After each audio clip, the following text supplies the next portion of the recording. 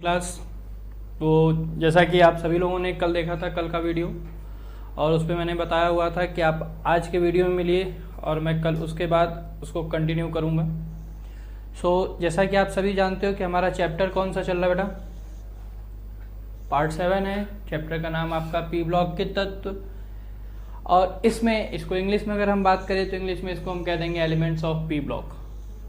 ठीक है, तो अब एलिमेंट्स ऑफ पी ब्लॉक में जो हम सबसे पहला पॉइंट, कल तो हम लोगों ने बात की हुई थी, अब उसमें सबसे पहला पॉइंट आपको याद रखना है कि पी ब्लॉक के तत्व किसे कहते हैं। जैसा कि मैंने कल बताया हुआ था, उसको आपको यहाँ स्क्रीन पे दिख रहा है, किसे कहा जाता है बेटा, तो वे तत्व जिनमें अंतिम इलेक्ट्रॉन पी उपकोष में जाते हैं पी ब्लॉक के तत्व कहलाते हैं। जैसा कि कल के वीडियो में मैंने आपको बताया हुआ था, और कल की क्लास में कुछ बच्चों का ये भी था कि सर चैप्टर नंबर 5 नहीं होगा क्या? होगा बेटा, वो उसको एट लास्ट मैं फिर से बताऊंगा। अभी पहले जो चल रहा है उसको आप लोग कंटिन्यू देखिए।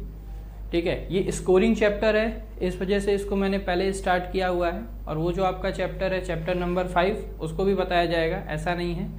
सबसे पहली चीज कि पी ब्लॉक के तत्व किसे कहेंगे, तो वे तत्व जिनमें अंतिम इलेक्ट्रॉन कहाँ जा रहा होगा, पी उपकोष में जा रहा होगा, उसको हम क्या कहते हैं, पी ब्लॉक के तत्व कहते हैं। ठीक है, और दूसरा पॉइंट याद रखिएगा कि पी ब्लॉक जो है हमारा, पी ब्लॉक को आवर्त सारणी में दाएं तरफ स्थान दिया गया है। जो कल मैंने आवर्त सारणी बना के दिखाई थी आप लोगों को, उस आवर्त सारणी में पी ब्लॉक को कहाँ स्थान दिया गया है बेटा, दाएं तरफ स्थान दिया गया है। तो पहला कि पी ब्लॉक के तत्व वो होंगे जिनके अंतिम इलेक्ट्रॉन पी उपकोष में जा रहे होंगे। दूसरा बात हमको याद रखना है, यहाँ पे ये कुछ कॉमन चीजें हैं, कुछ सामान्य बातें आपको याद रखनी है। दूसरी चीज याद रखनी है कि पी ब्लॉक को आवर्त सारणी में दाएं तरफ स्थान दिया गया है। और उसके बाद तीसरी चीज आपको याद रखनी है, क्या याद रखना है कि इसमें कुल 6 वर्ग हैं। जो हम पी ब्लॉक है, पूरा का पूरा पी ब्लॉक की मैं बात कर रहा हूं, अभी आपको मैं आगे दिखाऊंगा भी।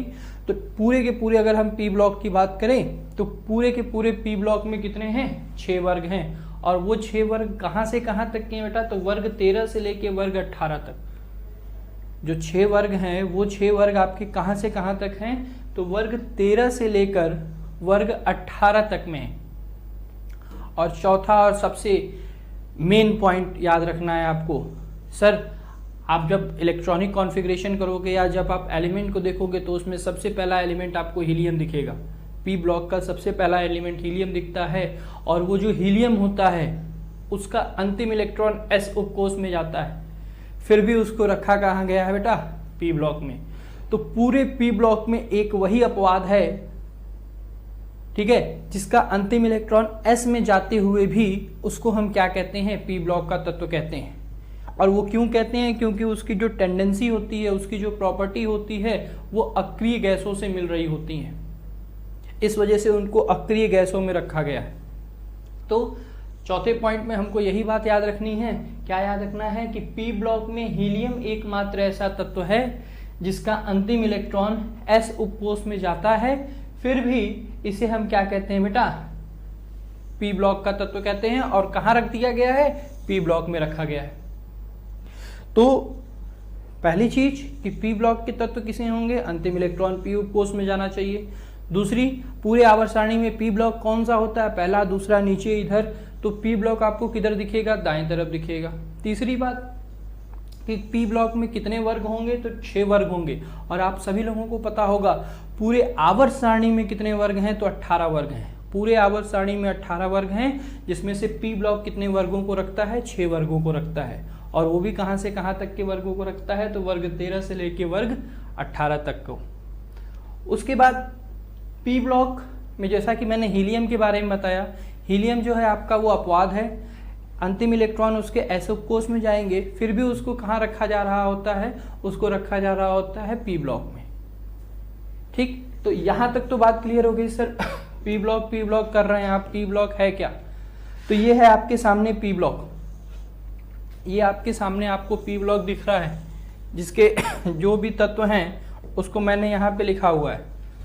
जितने भी आपके पी ब्लॉक के तत्व हैं, सारे तत्वों को मैंने यहाँ लिखा हुआ है। और इसमें कुछ चीज़ों को आप ध्यान दीजिएगा, क्या ध्यान देना है, जैसा कि मैंने आपको बताया हुआ है बेटा कि पी ब्लॉक में टोटल 6 वर्ग हैं, कहाँ से कहाँ तक, वर्ग 13 से लेके वर्ग 18 तक। और अगर हम आवर्तों की संख्या की बात करें तो आवर्त पूरे पीरियोडिक टेबल में यानी पूरे आवर्त सारणी में आवर्तों की संख्या कितनी होती है, तो 7 होती है। जिसमें आपका ये पहला, ये जो है आपका ये दूसरा आवर्त हो जाता है, ये तीसरा आवर्त हो जाएगा, ये आपका चौथा आवर्त हो जाएगा, ये 5वां आवर्त हो जाएगा, ये 6वां आवर्त, और एकदम अंतिम में आपका जो है वो 7वां आवर्त। और जैसा कि आपको बताया था मैंने कल के ही क्लास में कि ये जो 7वें आवर्त के तत्व हैं, ये जो 7वें आवर्त के तत्व हैं, इनको हम नहीं पढ़ते हैं। इन 7वें आवर्त के तत्व को हम नहीं पढ़ते हैं, इसलिए नहीं पढ़ते हैं क्योंकि इनका जो अभी प्रकृति में जो इनका स्थायित्व है वो पूरी तरीके से नहीं दिया गया है, जिस वजह से इनको नहीं पढ़ा जाता है। बाकी जितने तत्व हैं वो हमको पढ़ने हैं, कहाँ से कहाँ तक, पहले आवर्त से लेके 6वें आवर्त तक, और वर्ग 13 से लेके वर्ग 18 तक। जिसमें भी मैंने कल बताया हुआ था आप लोगों को कि वर्ग 13 और वर्ग 14 जो है वो आप क्लास 11th में यानी पिछले साल ही पढ़ चुके हो। ये जो है बेटा ये पिछले साल आप पढ़ चुके हो, तो इसको इस साल नहीं पढ़ना है। इस साल आपको कौन कौन सा पढ़ना है, तो वर्ग 15 से लेके वर्ग 18 तक के तत्वों को पढ़ना है। किसको किसको पढ़ना है, तो वर्ग 15 से लेके वर्ग 18 तक के तत्वों को इस बार पढ़ना है। तो कौन कौन से तत्व हैं वो आपके सामने दिख रहे हैं। इनमें आपको तत्वों का नाम याद रखना है, तत्व का सिंबल याद रखना है, उनका परमाणु क्रमांक याद रखना है। तो मैं सबका लिख देता हूं, जैसा कि मैंने बोला कि वर्ग 13 और वर्ग 14 को नहीं पढ़ना है, पर मैं इसके भी परमाणु क्रमांक को लिख देता हूं, उसके बाद आगे हम लोग चलते हैं। बोरॉन का परमाणु क्रमांक होता है बेटा 5, आप सबको मालूम होगा। बोरॉन के ठीक नीचे एल्यूमिनियम जो दिख रहा है Al, उसका परमाणु क्रमांक 18 नहीं होता है, इसको 18 मत कर लीजिएगा, ठीक है। देखिए यहाँ पे बोरॉन का आपका कितना होता है 5, और इसका कितना होता है बेटा 13। उसके बाद गैलियम का जब हम स्टार्ट रखेंगे तो गैलियम का कितना हो जाता है 31 हो जाता है। उसके बाद इंडियम है, इंडियम का कितना हो जाता है, तो इंडियम का 49 हो जाता है। 49 के बाद इंडियम के बाद थोलियम आता है Tl, इसका कितना हो जाता है, तो इसका आपका हो जाता है बेटा 81, ठीक है। कैसे याद रख रहे हैं देखो, तो इसमें क्या है, यहाँ से यहाँ तक जब आप बोरॉन से एल्युमिनियम यानी दूसरे आवर्त से तीसरे आवर्त में जा रहे होते हो तो आपको क्या करना है बेटा ना, तो +8 कर देना है। तो 5 में जैसे ही आप 8 जोड़ोगे कितना आ जाएगा, 13 आ जाएगा। उसके बाद जब तीसरे आवर्त से चौथे आवर्त में जाओगे, तीसरे आवर्त से चौथे आवर्त में जाओगे तो आपको क्या कर देना होगा, तो +18 कर देना होगा। तो जब आप 13 में 18 जोड़ोगे कितना आ जाएगा, 31 आ जाएगा। फिर से आप फिर दोबारा फिर 18, तो 31 में 18 जोड़ेंगे कितना आ गया, 49 आ गया।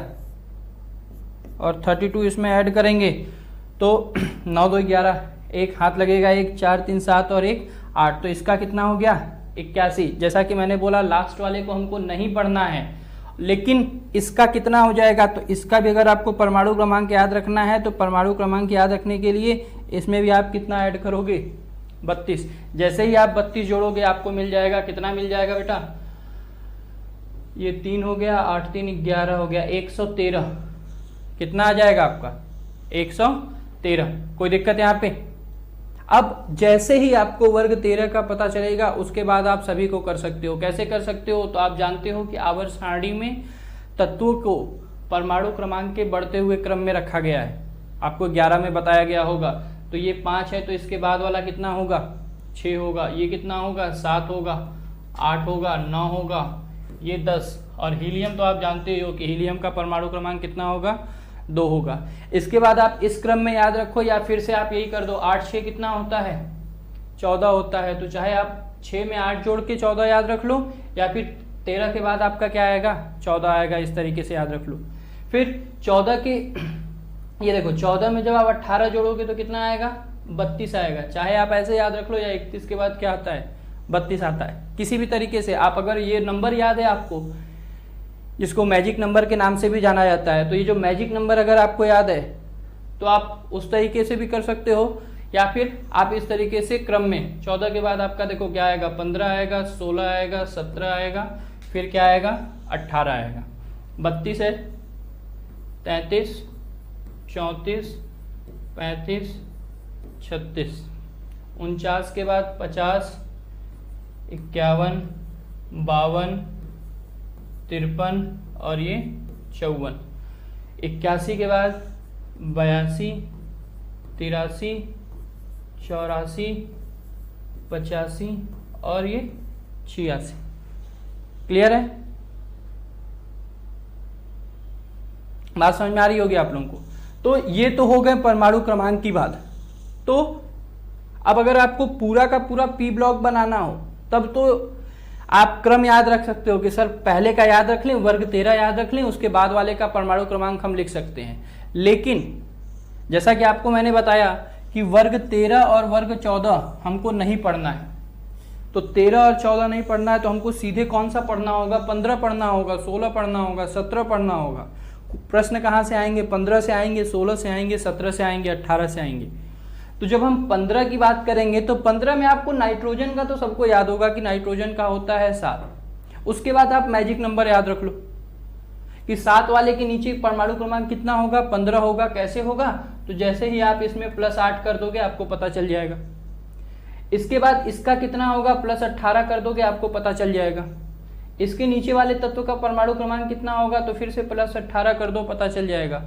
उसके नीचे वाले तत्व का कितना होगा, तो +32 कर दो, पता चल जाएगा। उसके नीचे वाले को हमको याद नहीं रखना, अगर याद रखना भी होता तो हम क्या कर देते, +32 कर देते, पता चल जाता कि उसका परमाणु क्रमांक क्या होगा। अब बात आती है सर परमाणु क्रमांक तो ठीक है, तत्व कैसे याद रखेंगे।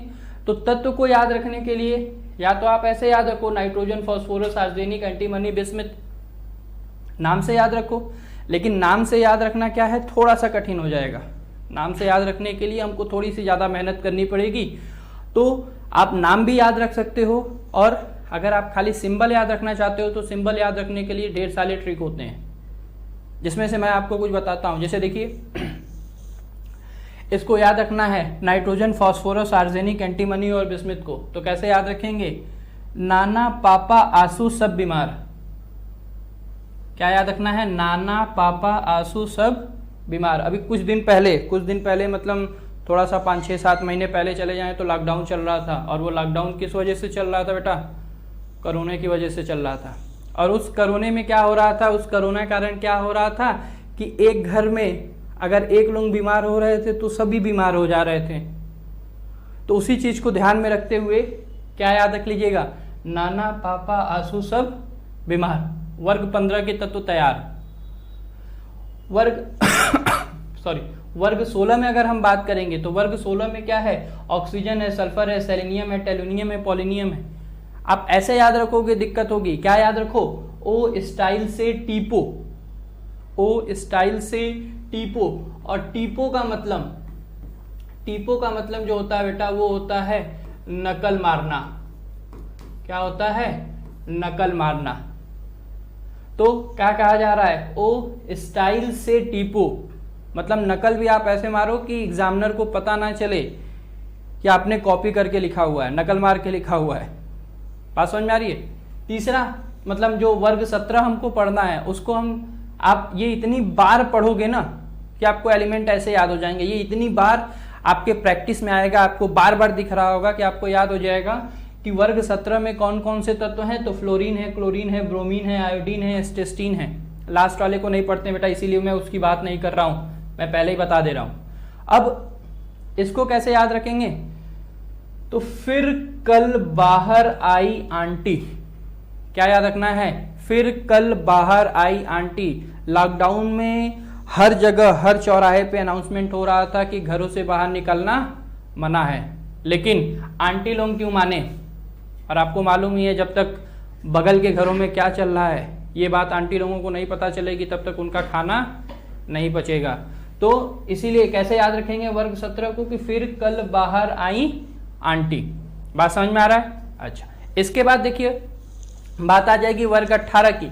तो मैंने बताया वर्ग 18 भी आप जिस तरीके से वर्ग 17 को बार बार यूज करोगे उसी तरीके से वर्ग 18 भी है, ये भी आपका बार बार यूज होगा। तो वर्ग 18 को कैसे याद रखेंगे? तो वर्ग 18 को याद रखने के लिए देखिए, हीना, नीना और करीना का एक्सरे रंगीन, ओजी को नहीं याद रखना है। क्या याद रखना है आपको? हीलियम का मतलब helium, neon, argon, krypton, xenon, radon, ये जो एलिमेंट है नाम से भी याद हो जाएंगे क्योंकि ये यूज में आएगा, ये बार बार आपको यूज में आएगा। क्योंकि आपने देखा होगा कल हम लोग इलेक्ट्रॉनिक विन्यास कर रहे थे तो बार बार इनका यूज कर रहे थे, और जब एक ही चीज हम बार बार करते हैं ना तो वो चीज हमको याद हो जाती है। तो helium, neon, argon, krypton, xenon, radon याद हो जाएगा। लेकिन अगर आप ट्रिक से याद करना चाहते हो तो ट्रिक से क्या याद रखोगे? हीना, नीना और करीना का एक्सरे रंगीन। या फिर इसका एक और छोटा सा ट्रिक है, क्या? हे नानी आराम कर जिंदा रहेगी। क्या याद रखना है? हे नानी आराम कर जिंदा रहेगी। बात समझ में आ रही होगी। तो ये तो हो गया बेटा बात हमारा क्या कि सर हम वर्ग 15, 16, 17 और 18 के तत्वों को कैसे याद रखें, उनका परमाणु क्रमांक कैसे याद रखें। ठीक है, अब इसके बाद हम क्या करेंगे बेटा ना, तो इसके बाद हम लोग एक एक करके हर एक वर्ग के बारे में डिटेल में पढ़ेंगे। तो सबसे पहले हम लोग किसकी बात करेंगे? जैसा कि मैंने बोला एक एक करके, तो सबसे पहले हमको किसको पढ़ना होगा? वर्ग 15 को पढ़ना होगा। और वर्ग 15 को पढ़ने के लिए हम लोग वर्ग 15 पे चलते हैं। तो देखिए वर्ग 15 को हम लोग किस नाम से जानते हैं बेटा? तो वर्ग 15 को कहा जाता है नाइट्रोजन परिवार के तत्व। और हम क्या पढ़ेंगे? सबसे पहला पॉइंट, तो नाइट्रोजन परिवार के तत्वों के सामान्य लक्षण। हर वर्ग के पहले तत्व के आधार पर उस तत्व का नाम दे दिया गया है। तो वर्ग 15 को हम किस नाम से जानते हैं? तो नाइट्रोजन परिवार के तत्व के नाम से जानते हैं। बात समझ में आ रहा है? और नाइट्रोजन परिवार के तत्व में सबसे पहला सामान्य लक्षण हम लोग कौन सा देखेंगे? इलेक्ट्रॉनिक विन्यास देखेंगे। कौन सा देखेंगे? इलेक्ट्रॉनिक विन्यास। और नाइट्रोजन परिवार के तत्व की बात करें तो नाइट्रोजन परिवार के तत्व को अभी आप लोगों ने थोड़ी देर पहले देखा था, मैं उसको फिर से अलग से आपको दिखा रहा हूं। कौन कौन है? तो नाना है, पापा है, आंसू है, और सभी के सभी क्या हैं? बीमार हैं। ठीक है, तो जब हम इनका इलेक्ट्रॉनिक कॉन्फ़िगरेशन यानी इलेक्ट्रॉनिक विन्यास कर रहे होंगे तो इनका इलेक्ट्रॉनिक विन्यास करने के लिए क्या करना होगा? सर कुछ करना नहीं होगा, बस कर देना होगा। और बेटा कैसे करेंगे? तो देखिएगा कैसे करेंगे हम लोग। परमाणु क्रमांक याद है तो भी कर लोगे, मैं बता चुका हूं। परमाणु क्रमांक है, याद है तो भी कर लोगे, नहीं याद है तो भी कर लोगे। सर क्या मजाक है, कल ही बताया था मैंने। हमको परमाणु क्रमांक नहीं याद है, मैं कर रहा हूं, देखो कैसे कर रहा हूं, तो आपको मैंने बताया। अच्छा कैसे कल कर रहे थे तो उस चीज को ध्यान से समझिएगा। जिस आवर्त के तत्व का परमाणु क्रमांक हमको करना होगा उसके पहले आवर्त के तत्व में जो नोबल गैस यानी जो अक्रिय गैस यानी जिसको हम वर्ग 18 का तत्व कहते हैं वो उपस्थित होगा, उसको हम लिखेंगे। तो ध्यान से समझिएगा। नाइट्रोजन, तो नाइट्रोजन के पहले आपको कौन सा मिलेगा? तो हीलियम मिलेगा बेटा। कल मैंने डिटेल में बताया हुआ है इलेक्ट्रॉनिक कॉन्फ़िगरेशन यानी इलेक्ट्रॉनिक विन्यास, इसीलिए आज मैं केवल अक्रिय गैस वाला बता दे रहा हूं। और अगर आपको अक्रिय गैस वाले में दिक्कत होगी तो आप कल वाले वीडियो को पूरा देख लीजिएगा, उसमें आपको पता चल जाएगा कि कैसे आप इलेक्ट्रॉनिक विन्यास करोगे। बात समझ में आ रही है? तो यहाँ पे देखिए क्या हो जाएगा बेटा, हीलियम हो जाएगा। और इलेक्ट्रॉनिक विन्यास अगर मैं बात करूं तो वर्ग 15 के लिए सामान्य इलेक्ट्रॉनिक विन्यास होता है, क्या होता है? NH2 होता है और NP3 होता है। जहां पर आप ये भी याद रख लीजिएगा, जहां पर आपका N क्या होता है बेटा? तो N कोषों की संख्या या आवर्तों की संख्या आप कह सकते हो। क्या कह सकते हो? कोषों की संख्या या आवर्तों की संख्या कह सकते हो। ठीक है, तो हीलियम के बाद हीलियम दूसरे आवर्त का है यानी N की जगह क्या हो जाएगा? 2 हो जाएगा। S में जो है वो वही रहेगा, P में जो है वो वही रहेगा, तो 2S2 2P3। उसके बाद फॉस्फोरस के लिए, तो फॉस्फोरस के लिए हीलियम के नीचे आपका क्या आएगा बेटा? हीलियम के नीचे आएगा नियॉन। मैं पहले लिख देता हूं, देखो नियॉन के नीचे आएगा आर्गन, आर्गन के नीचे आएगा क्रिप्टन, क्रिप्टन के नीचे आएगा आपका जिनॉन, क्रिप्टन के नीचे क्या आ रहा होगा, जिनॉन आ रहा होगा। देखिए क्रिप्टन के नीचे क्या आएगा, जिनॉन आएगा, यानी Xe। अब इसके बाद आपको क्या करना है, तो 2s2 2p3 हो गया। फिर देखिए क्या हो जाएगा, 3s2 3p3। अब 3s2 के बाद ना बेटा 4s लिखना होगा हमको, लेकिन हम जानते हैं कि 4s आने से पहले हमारा 3d आ चुका होगा, तो 3d10 अपने आप आ जाएगा। और उसके बाद आपका क्या हो जाएगा, 4s2 हो जाएगा, 4p3 हो जाएगा। 3d के बाद हम जानते हैं बेटा 4d आता है, तो 4d10 हो जाएगा, 5s2 हो जाएगा और 5p3 हो जाएगा। उसके बाद 4d के बाद 5d लिखना होगा, तो 5d लिखने से पहले आप जानते हो कि चौथे से आपका f शुरू हो जाता है, तो 4f14 यानी 4f14 के बाद आपका क्या आ जाएगा, 5d 10 6s2 6p3। तो ये हो गया हमारा परमाणु क्रमांक के आधार पर इलेक्ट्रॉनिक विन्यास किसका, वर्ग 15 के प्रत्येक तत्वों का। मुझे परमाणु क्रमांक नहीं पता था, फिर भी मैंने कर दिया, और पता रहता तो भी आप कर लेते। मैं परमाणु क्रमांक एक बार यहाँ फिर से लिख दे रहा हूँ। क्या हो जाएगा बेटा, नाइट्रोजन का 7 होता है, 7 में 8 जोड़ दोगे तो कितना हो जाएगा, 15 हो जाएगा। 15 में फिर से 18 जोड़ना है, जैसे ही आप 18 में 15 जोड़ोगे या 15 में 18 जोड़ोगे, किसी को भी जोड़ो तो कितना आएगा, 33 आएगा। 33 में आप 18 जोड़ोगे तो कितना आएगा, कितना आएगा भाई, थोड़ा सा मेरा मैथ कमजोर है, 51 आ जाएगा। और 51 में आपको फिर क्या जोड़ देना है, 32 जोड़ देना है। 32 जोड़ दोगे तो कितना आ जाएगा, तो 83 आ जाएगा। क्लियर है। सो यहाँ तक आपको बातें क्लियर हो गई होंगी। इलेक्ट्रॉनिक विन्यास नाइट्रोजन परिवार के तत्वों के सामान्य लक्षण का पहला पॉइंट इलेक्ट्रॉनिक विन्यास जो है वो आपको समझ में आ गया होगा। अब हम चलेंगे दूसरे पॉइंट की तरफ, और दूसरा पॉइंट जो है आपका वो आपके स्क्रीन पे भी दिखेगा थोड़ी देर में, धात्विक तथा अधात्विक लक्षण। धात्विक तथा अधात्विक लक्षण। तो धात्विक और अधात्विक लक्षण की बात की जाए तो आपको नाम से ही क्लियर हो गया होगा। इसमें आपको क्या बताना है कि जो पी ब्लॉक के तत्व हैं, जो पी ब्लॉक के तत्व हैं उसमें धातु कौन है, अधातु कौन है भी कि नहीं है, तो उसी चीज को बताना है। तो उस चीज को बताने के लिए आप समझिए कि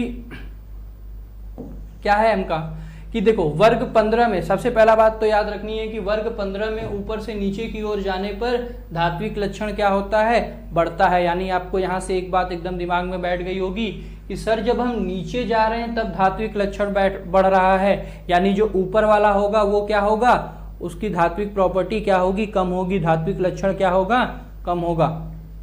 ठीक है, तो इससे आपको सीधे एक बात समझ में आ रही है, क्या समझ में आ रही है कि अगर हम धात्विक गुणों के क्रम को रखें, धात्विक गुणों के क्रम को रखें तो धात्विक गुणों का क्रम आपका क्या हो जाएगा, तो नाइट्रोजन सबसे कम, उसके बाद फास्फोरस, फिर आर्सेनिक, फिर एंटीमनी, और उसके बाद आपका क्या हो जाएगा, बिस्मिथ हो जाएगा।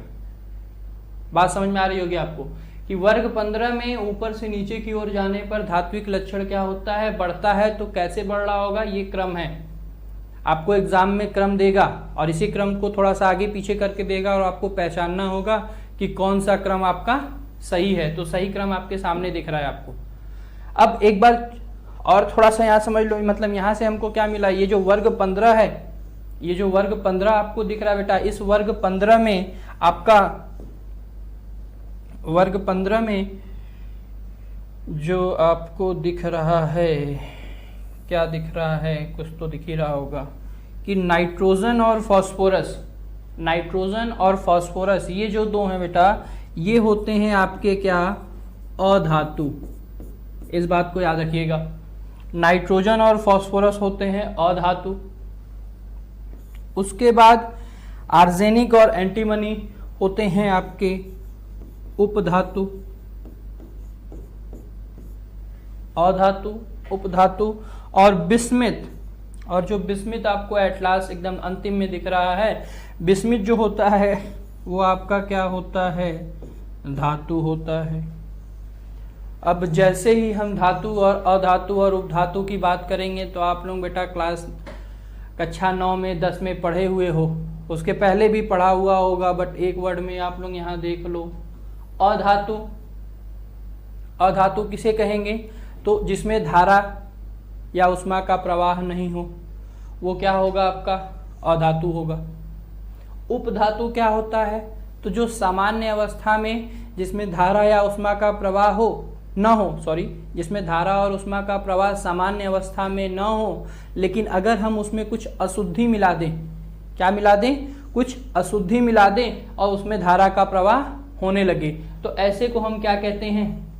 उपधातु कहते हैं। मतलब उपधातु मतलब ये आधा धातु होगा और आधा क्या होगा? अधातु होगा। तो सामान्य अवस्था में ये अधातु होता है और अशुद्धि मिलाते ही इसमें ये किसकी तरह काम करने लगता है? धातु की तरह काम करने लगता है। और धातु क्या होगा? तो धातु आपको समझ में आ गया होगा, जिसमें धारा और उष्मा का प्रवाह आसानी से होता है, सुगमता से होता है, उसको हम क्या कहते हैं? धातु कहते हैं। तो वर्ग 15 में नाना और पापा क्या हैं? अधातु हैं। आंसू सबके साथ उपधातु है और बीमार क्या है? आपका धातु है। बात समझ में आ रहा है? तो नाइट्रोजन और फास्फोरस आपका अधातु यानी नॉन मेटल हो जाएंगे, इंग्लिश में बोले तो। आर्सेनिक और एंटीमनी उपधातु यानी मेटेलॉइड हो जाएंगे, और बिस्मिथ जो है आपका वो धातु होगा यानी मेटल होगा। यहां तक बात क्लियर होगी आप लोगों को। तो धात्विक और धात्विक और अधात्विक लक्षण आप लोगों को समझ में आ गया होगा कि वर्ग 15 में अगर हम ऊपर से नीचे की तरफ जा रहे होंगे तो जो धात्विक लक्षण है वो आपका क्या होगा? बढ़ेगा। किस क्रम में बढ़ेगा? तो वो क्रम आपके सामने दिया हुआ है। इसके बाद अगली प्रॉपर्टी हमारी जो है, मतलब अगला जो लक्षण है वो आपका क्या है? परमाणु तथा आयनिक त्रिज्या। अगला क्या है हमारा बेटा? परमाणु तथा आयनिक त्रिज्या। तो परमाणु तथा आयनिक त्रिज्या क्या होती है? तो वो देखिए यहाँ पे, तो जैसे ही अगर हम परमाणु और आयनिक त्रिज्या की बात करेंगे तो ये आप लोगों को 11th में पढ़ाया गया है, 11th के 3rd चैप्टर में, क्लास 11 के 3रे चैप्टर में परमाणु तथा आयनिक त्रिज्या को एकदम अच्छे से एक्सप्लेन किया गया होगा। मैं यहाँ आपको फिर से बताऊंगा, लेकिन आपको यहाँ मेन क्या याद रखना है? तो जो ये लिखा हुआ है, मेन क्या चीज याद रखनी है बेटा? तो मेन यही याद रखना है कि वर्ग में हम ऊपर से नीचे की ओर जाएंगे तो परमाणु त्रिज्या तथा आयनिक त्रिज्या क्या होगी? हमारी बढ़ेगी। क्यों बढ़ेगी? क्या बढ़ेगी? कैसे बढ़ेगी? परमाणु त्रिज्या क्या होता है? आयनिक त्रिज्या क्या होता है? ये कक्षा 11 में बताया गया होगा। अगर किसी को भी डाउट होगा तो वो पूछ सकता है, मैं उसको दोबारा फिर से बता दूंगा। लेकिन चैप्टर पी ब्लॉक में आपको केवल क्या मेन याद रखना है कि वर्ग में हम ऊपर से नीचे की ओर जाते हैं तो परमाणु त्रिज्या तथा आयनिक त्रिज्या क्या होती है? बढ़ती है।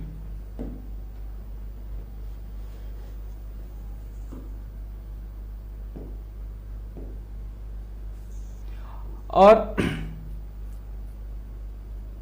एक मिनट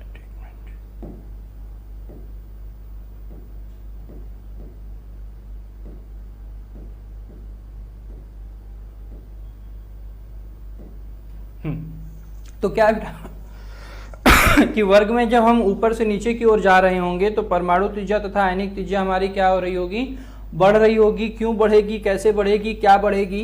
तो वो आप देखो क्या होता है कि जब हम वर्ग में ऊपर से नीचे की ओर जा रहे हैं, यानी ये जो नाइट्रोजन, फास्फोरस, आर्सेनिक, एंटीमनी और बिस्मिथ है, ये आप जैसे जैसे आप ऊपर से नीचे की ओर बढ़ते हो ना, तो अगर मैं नाइट्रोजन परमाणु को एक मैं यहाँ बनाऊं तो देखिए नाइट्रोजन के बीच में ये नाइट्रोजन का नाभिक हो गया, ठीक है। इसके पास ये इसका पहला कक्षक और ये नाइट्रोजन का दूसरा कक्षक। नाइट्रोजन के नाभिक से बाहरी कक्षक की दूरी, नाइट्रोजन के नाभिक से बाहरी कक्षक की दूरी उस परमाणु की त्रिज्या कहलाती है। नाइट्रोजन एक परमाणु है तो उस परमाणु के नाभिक से बाहरी कक्षक की दूरी जो होगी उसकी त्रिज्या कहलाएगी, किसी भी परमाणु की। अब नाइट्रोजन के नीचे कौन सा परमाणु बेटा? फास्फोरस है।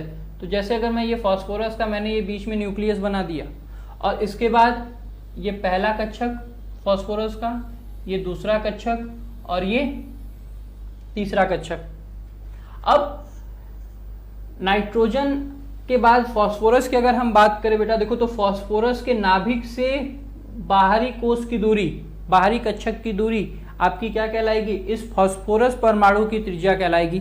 तो आपको देखने में ही समझ में आ रहा होगा, यहाँ पर 2 कक्षक है, यहाँ 3 कक्षक है, तो किसकी दूरी ज्यादा होगी, जहां 3 कक्षक होंगे। इसके नीचे आएंगे आपका किसके लिए, आर्सेनिक के लिए, तो आर्सेनिक के लिए क्या हो जाएगा, 4 कक्षक हो जाएंगे। यानी कि वर्ग में ऊपर से नीचे की ओर जाने पे परमाणु त्रिज्या तथा आयनिक त्रिज्या बढ़ती है। क्यों बढ़ती है, क्योंकि कोषों की संख्या क्यों बढ़ती है, तो आप यहां पे याद रख सकते हो, क्यों, क्या याद रख सकते हो, क्योंकि कोषों की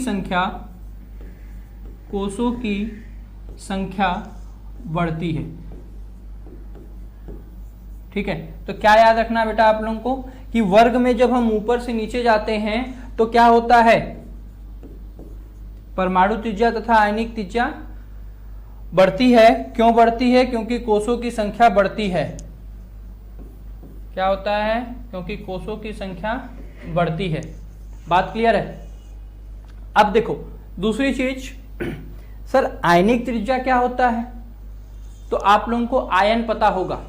आयन किसे कहते हैं, जब कोई धातु या जब कोई तत्व, अब वो चाहे धातु हो या अधातु हो या उपधातु कोई भी हो, जब कोई तत्व इलेक्ट्रॉन या तो ग्रहण करता है या तो त्यागता है, ध्यान समझिएगा, जब कोई तत्व इलेक्ट्रॉन ग्रहण करता है या त्यागता है तो वो तत्व से क्या बन जाता है, आयन बन जाता है। अगर उसने इलेक्ट्रॉन ग्रहण किया है तो आप लोगों को पता होगा कि ग्रहण करने पे आवेश कौन सा आता है बेटा, ऋण आयन। अगर इलेक्ट्रॉन ग्रहण किया गया है तो आवेश कौन सा आएगा, ऋण आयन आएगा। और अगर इलेक्ट्रॉन दिए गए हैं तो आवेश कौन से आएंगे, धन आवेश। यानी अगर कोई भी तत्व है, मान लो मैंने कोई तत्व ले लिया x, और अगर ये जो x है इसके पास ये कहीं से इलेक्ट्रॉन ले रहा है, कितने ले रहा है उसके आधार पे आएगा। अगर 1 इलेक्ट्रॉन ले रहा है तो 1 माइनस, 2 इलेक्ट्रॉन ले रहा है तो 2, 3 लेगा तो 3, तो जितने लेगा उसके आधार पे इसके ऊपर आवेश आएगा। तो अगर ये 1 इलेक्ट्रॉन ले रहा है तो पहले ये क्या था, पहले ये था बेटा परमाणु, पहले ये क्या था, परमाणु। और जैसे ही इसने इलेक्ट्रॉन लिया तो अब कितना इलेक्ट्रॉन लिया, तो मैंने यहाँ 1 लिखा हुआ है तो 1 समझिएगा, इसने 1 इलेक्ट्रॉन लिया तो इसके ऊपर 1 माइनस चार्ज आ जाएगा, तो उसको -1 लिख देंगे हम। तो अब ये जिस भी तत्व का परमाणु होगा, अब ये उसी तत्व का क्या बन जाएगा बेटा, आयन बन जाएगा। क्या बन जाएगा, उसी तत्व का आयन बन जाएगा। तो लिया तो भी आयन बना। अब समझो अगर मैं यहां लिखूं, यहां पे समझिएगा, फिर से कोई तत्व लिया मैंने, उसको x कह दिया, और इसने क्या किया, इलेक्ट्रॉन दिया है। किसको दिया, कहां दिया, क्यों दिया, उससे हमसे अभी कोई मतलब नहीं, हमको बस ये समझना है कि आयन होते क्या हैं। तो जैसे ही तत्व इलेक्ट्रॉन देगा तो ये आपका कितना इलेक्ट्रॉन दिया बेटा, 1 दिया है, तो 1 देके इसके ऊपर 1 धनावेश आ जाएगा। और जैसे ही 1 धनावेश आया तो पहले ये क्या था, परमाणु था, पहले ये क्या था, परमाणु था, अब ये क्या बन गया, आयन बन गया। पहले ये परमाणु था, अब ये क्या बन गया है, आयन बन गया है।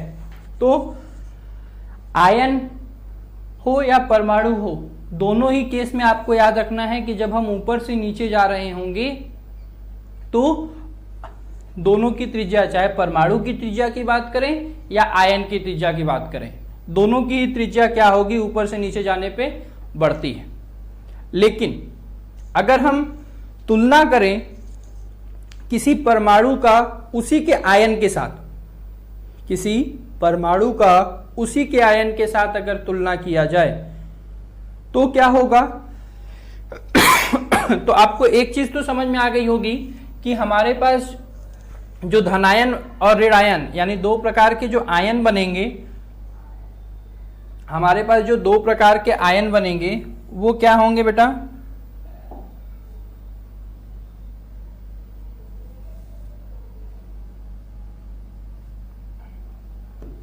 हमारे पास जो 2 प्रकार के आयन बनेंगे वो कैसे होंगे समझिएगा। एक तो एक होगा बेटा हमारे पास धन आयन, एक क्या होगा हमारे पास धन आयन होगा, और एक हमारे पास क्या होगा, मैं उसको यहां लिख रहा हूं, एक हमारे पास क्या होगा ऋण आयन होगा।